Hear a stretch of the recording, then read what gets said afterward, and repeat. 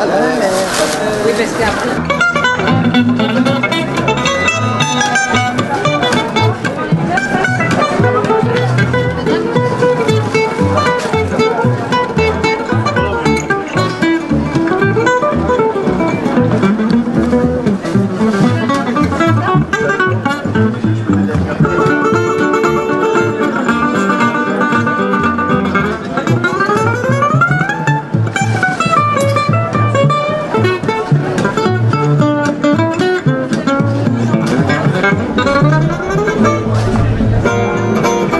Ah, oignons échalotes. Beaucoup.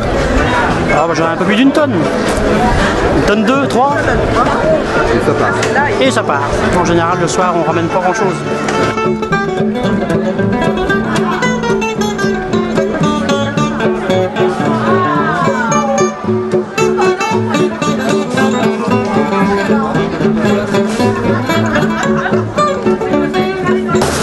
Et ces échalotes, Alors, Combien? Il y en a un kilo là. Ah non.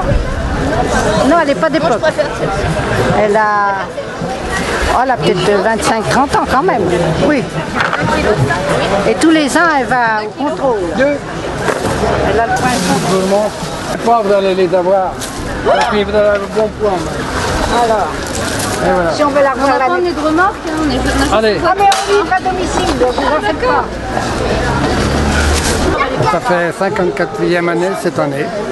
Voilà. La première année, je suis venu avec une 201 Peugeot avec 70 kg d'ail. Et tous les ans, jusqu'à aujourd'hui, j'étais présent sur la foire. Et à la même place. Et j'espère revenir l'année prochaine. Ce qui est bien finalement à la foire au basilic, c'est qu'on a une multitude de variétés. Dans un périmètre très restreint, il y a énormément de vendeurs. Et puis c'est sympa, ça sent bon, sachant que les basiliques, on dit le basilic, mais non, les basiliques, parce qu'il y a des basiliques très différents.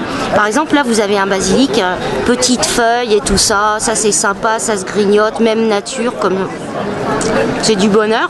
Là vous avez un basilic qui est pourpre, qui est beaucoup plus poivré.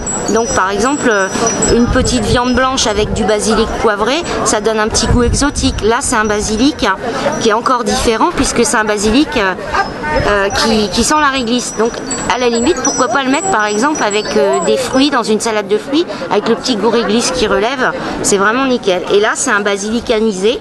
Donc le basilic anisé, l'idéal, enfin moi c'est comme ça que je l'aime bien, c'est que je mets une ou deux feuilles avec un poisson dans une papillote, au barbecue ou au four, c'est vraiment du bonheur. Alors on est ici place de la Victoire.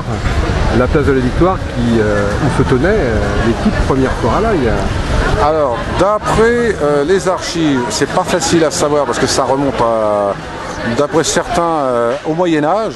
Donc effectivement, il y avait un embarcadère sur la Loire, ou je dirais plutôt un débarcadère, avec un passeur qui allait au nord de la Loire.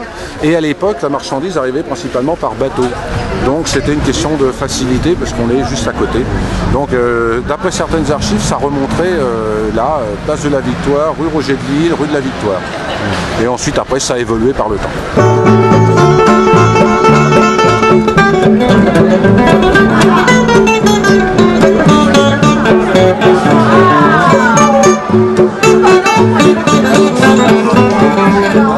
Merci.